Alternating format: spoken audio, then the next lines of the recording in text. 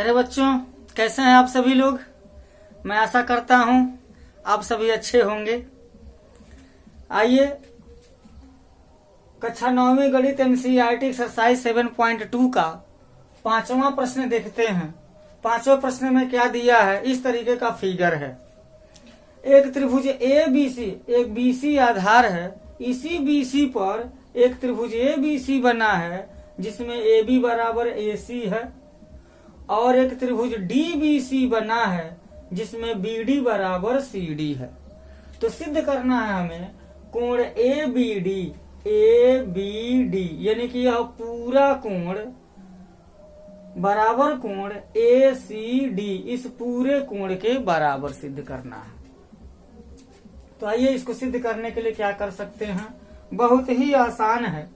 सबसे पहले तो हमें देख रहे हैं त्रिभुज ए बी सी में क्या हमको पता हो गया, पता है ए बी बराबर ए सी। जब ए बी बराबर ए सी हो गया तो यहाँ हम अपने मन से कोण 1 और कोण 2 लिख सकते हैं। जब ए बी बराबर ए सी हो गया तो प्रमेय पढ़े हैं बराबर भुजाओं के सामने के कोण बराबर होते हैं, उसी नियम का प्रयोग कर देंगे यहाँ। तो हो जाएगा कोण 1 बराबर कोण 2, समीकरण नंबर 1। अब देखिए, अब त्रिभुज बी डी सी में, त्रिभुज बी डी सी में क्या हो जाएगा, त्रिभुज बी डी सी में हो जाएगा, दिया भी है बी डी बराबर सी डी। ये दिया है, लिख सकते हैं दिया है, यहां भी लिख सकते हैं दिया है। तो परिणाम क्या होगा, त्रिभुज बी सी डी में जब बी डी बराबर सी डी दिया है तो यहाँ जो कोण 3 है और यहाँ जो कोण 4 है वो भी दोनों आपस में बराबर हो जाएंगे। कोण 3 बराबर कोण 4 हो जाएगा, समीकरण नंबर 2। अब देखिए हमको लाना है कोण ए बी डी बराबर कोण ए सी डी, जिसमें कोण 1 बराबर कोण 2 पता है, कोण 3 बराबर कोण 4 पता है। अगर समीकरण 1 और समीकरण 2 दोनों को अगर हम जोड़ देते हैं तो यह छोटा छोटा कोण मिलकर के बड़ा कोण हो जाएगा, ये छोटा छोटा कोण मिलकर के बड़ा हो जाएगा।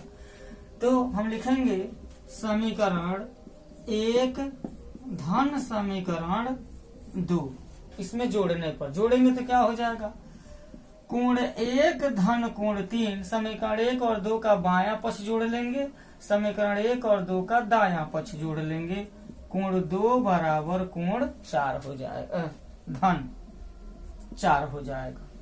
अब कोण 1 और कोण 3 को जब जोड़ेंगे तो इसका अलग नाम हो जाएगा कोण ए बी डी बराबर कोण ए सी डी।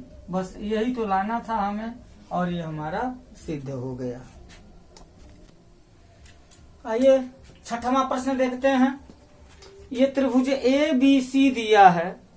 त्रिभुज ए बी सी में ए बी बराबर ए सी दिया है और बी ए को बढ़ा करके बी ए बराबर ए डी काट लिया गया है और डी सी को मिलाया गया है।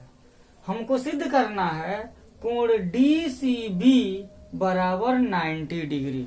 ये पूरा कोण 90 अंश हमको सिद्ध करना है। तो आइए देखते हैं किस तरीके से हल किया जाएगा।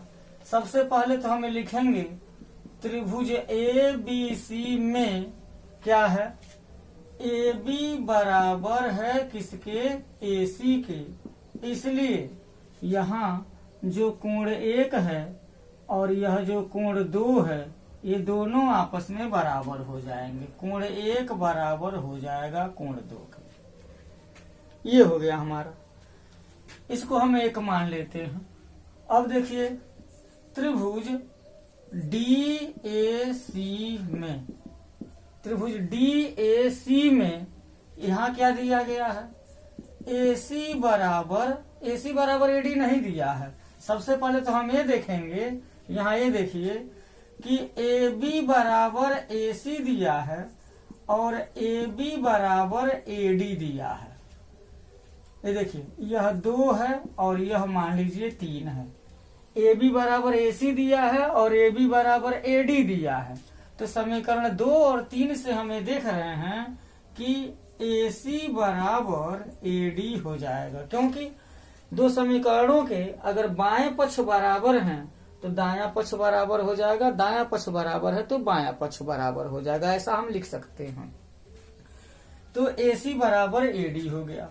अब जब ए सी बराबर ए डी हो गया तो लिखेंगे त्रिभुज ए डी सी में, त्रिभुज ए डी सी में क्या लिखेंगे, ए डी सी में चूंकि ए सी बराबर ए डी इसलिए यहाँ अलग नाम रख देते हैं। ये कोण 3 है और यह मानिए कोण 4 है। तो इस त्रिभुज में ए सी बराबर ए डी है तो बराबर भुजाओं के सामने के कोण बराबर होते हैं, अर्थात कोण 3 बराबर हो जाएगा कोण 4 के। ये समीकरण नंबर 4 ले लेते हैं। अब इनका प्रयोग हमको, चूंकि यहाँ पर हमको 90 डिग्री लाना है तो क्या करना पड़ेगा, तो ध्यान दीजिएगा किसी त्रिभुज में, मान लीजिए कि त्रिभुज ए बी सी, ये बड़ा वाला त्रिभुज, त्रिभुज डी बी सी में, त्रिभुज डी बी सी में क्या हो जाएगा,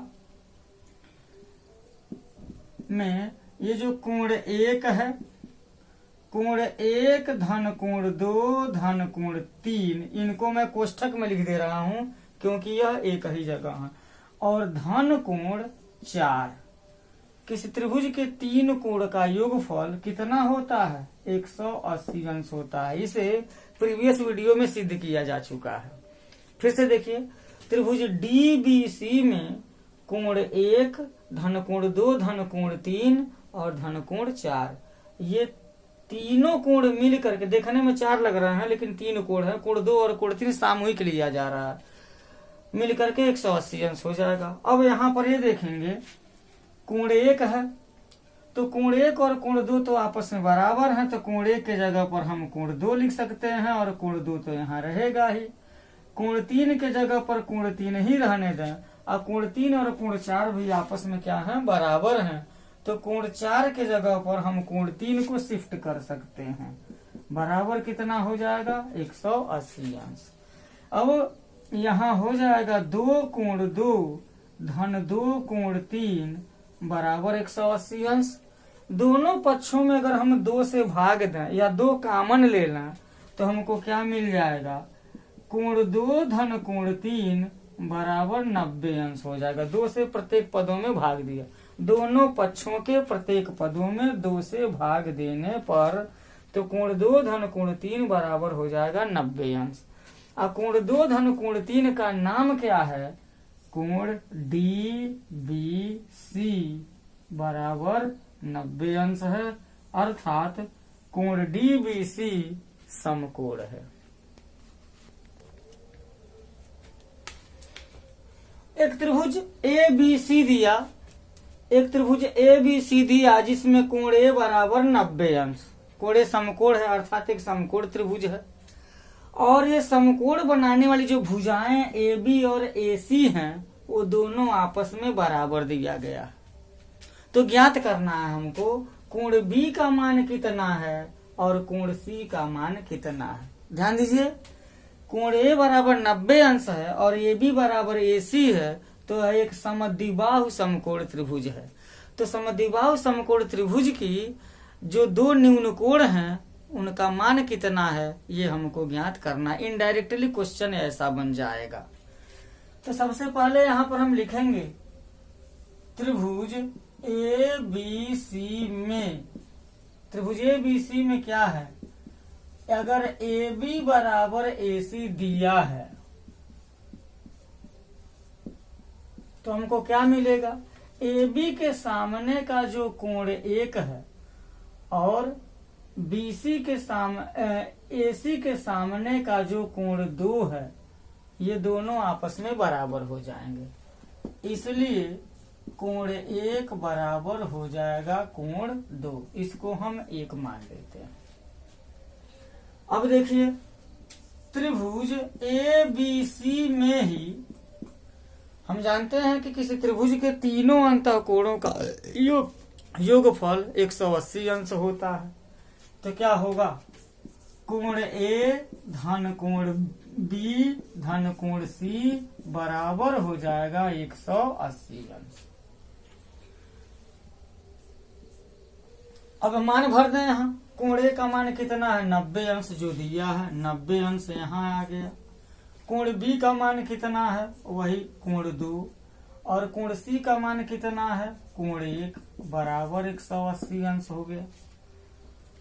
90 अंश धन कोण 2 के जगह पर भी हम कोण 2 ही लिख दें, और कोण 1 के जगह पर भी कोण 2 ही लिख सकते हैं, क्योंकि कोण 1 और कोण 2 बराबर है, इसे सिद्ध कर दिया गया है।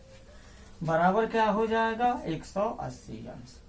अब कोण 2 और कोण 2 मिल करके 2 कोण 2 बराबर 180 अंश, इसे पक्षांतर कर देंगे तो ऋण 90 अंश हो जाएगा। 2 कोण 2 बराबर 90 अंश हो गया, या कोण 2 बराबर 90/2, या कोण 2 बराबर हो जाएगा 45 अंश। कोण 2 बराबर 45 का मतलब क्या हो जाएगा, कोण बी बराबर हो जाएगा कितना 45 अंश हो जाएगा।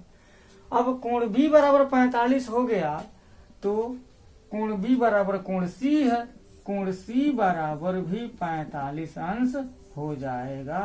यही हमारा आंसर हो गया।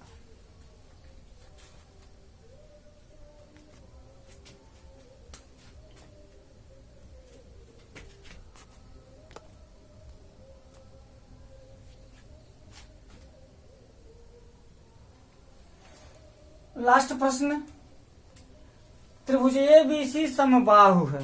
समबाहु का मतलब क्या हो गया, तीनों भुजा बराबर है। यह भुजा, यह भुजा और यह भुजा, त्रिभुज ABC है।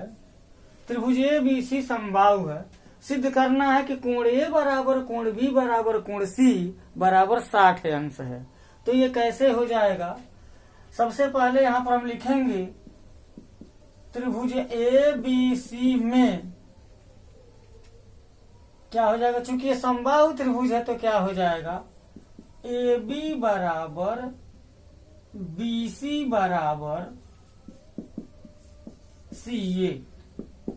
जब त्रिभुज की तीनों भुजाएं बराबर हैं तो तीनों कोण भी बराबर होंगे। जब तीनों कोण बराबर होंगे तो क्या हो जाएगा, कोण ए बराबर कोण बी बराबर कोण सी हो जाएगा। इसको समीकरण नंबर 1 मान लेते हैं।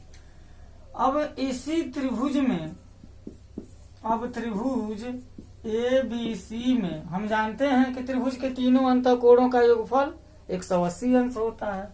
तो क्या हो जाएगा, कोण ए धन कोण बी धन कोण सी बराबर 180 अंश। और तीनों कोण जब बराबर हैं तो कोण ए धन कोण ए बराबर 180 अंश। एक कोण ए बराबर हो जाएगा 3 कोण ए बराबर 180 अंश। कोण ए बराबर 180/3, कोण ए बराबर 3 छके 18 अर्थात 60 अंश आ जाएगा। जब कोण ए बराबर 60 आ गया तो कोण बी बराबर भी 60 हो जाएगा, कोण सी बराबर भी 60 अंश हो जाएगा। तो इस तरीके से ये कक्षा 9वीं गणित NCERT एक्सरसाइज 7.2 के सभी प्रश्न हल हो गए। प्यारे बच्चों, इन प्रश्नों को आप ध्यान से देखिए, समझिए, और वीडियो अगर पसंद आया हो तो लाइक कीजिए, शेयर कीजिए, कमेंट कीजिए, और इस चैनल पर पहली बार हैं तो कृपया इसे सब्सक्राइब भी कीजिए ताकि इस तरह के वीडियो के नोटिफिकेशन आपको सबसे पहले मिल सके और आपको लाभ पहुंच सके। Thank you. जय हिंद।